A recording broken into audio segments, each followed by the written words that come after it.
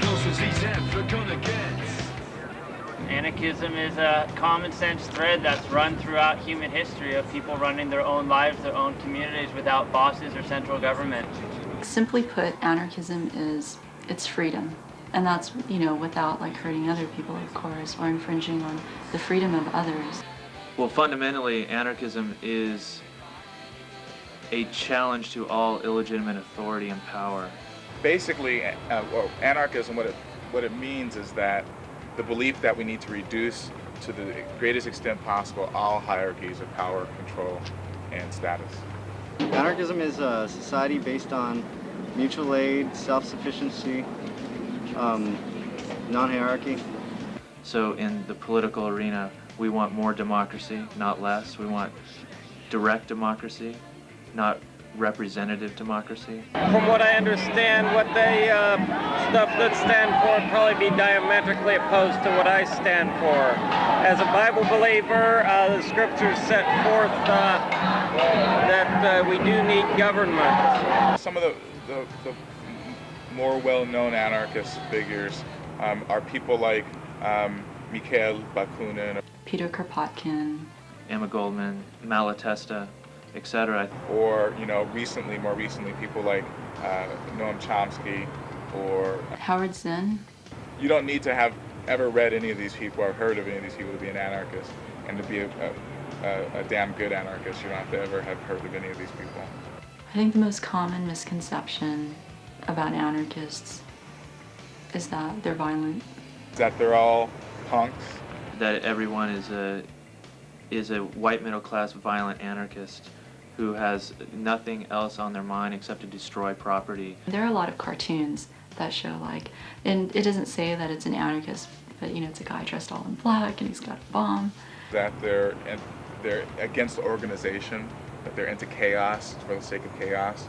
Like terrorism or nihilism. Why are you wearing a mask? Because I don't know who's taking pictures of me. What are you hiding from? I'm not hiding from anybody. Then why are you wearing a mask? The mainstream media has really marginalized anarchism in an attempt to marginalize a whole movement against corporate power. People wear a mask because they're hiding something. Before anarchists became popular subject to cover, their main topics, were car crashes and violent murders and animal stories or whatever it is. And as we probably all heard before, if it bleeds, it leads. I mean, that's got a lot of truth to it. The mainstream media is interested in sensationalizing issues. Very few people in the media understood that the Direct Action Network was an anarchist organization. But the Direct Action Network's organizing principles were completely based on anarchist models of organizing. Only people that they characterized as anarchists were those that participated in chaos-like activities. Self-proclaimed anarchists with nothing but destruction on their minds. Property destruction isn't violence. They want to. They only call it violence because it hurts the property of the pockets of the rich. The state itself is one of the most violent institutions that has ever been created by human beings. The idea that property destruction is the same as violence, is automatically the same as violence, is bullshit. I think it's based on, sort of a society that fetishizes commodities, that fetishizes, consumer identity over all identities, and, ownership identity over all identities. Tactically, at the right time and the right targets, it's very effective. I personally feel that the media will not understand the concept of property destruction. I don't expect the media to understand the tactic of property destruction. For the organizing I'm doing, which is more community-based organizing using anarchist models, the property destruction isn't a useful tactic to me right now.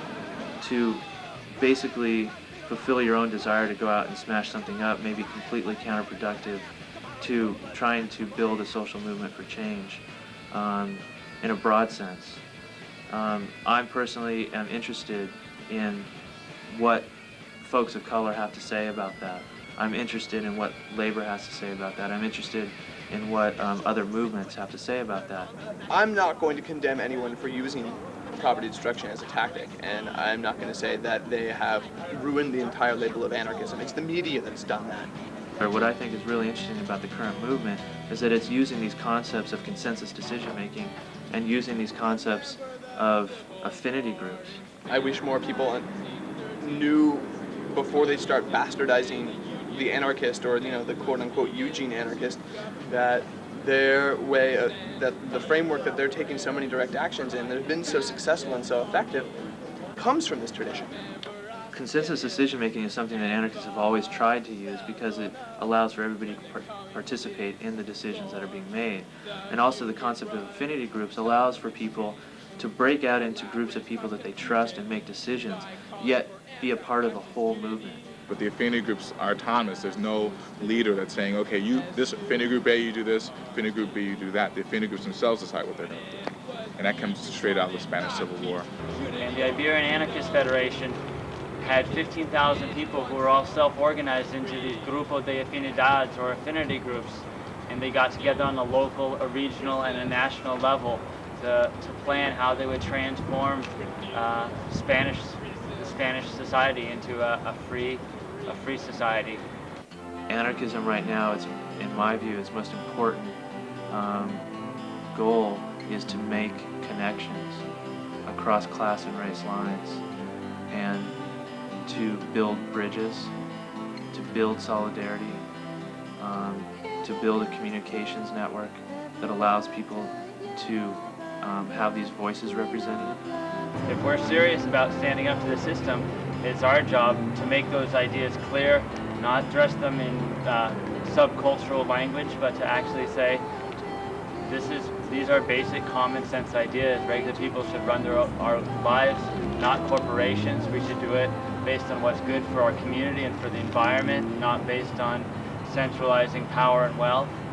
And if we can stand up to efforts to marginalize us, and often using the word anarchism or images of anarchism, and get to the point and be very clear, then I think we can and will be able to apply those principles, stand up to the system, topple it, and build a new world in its place.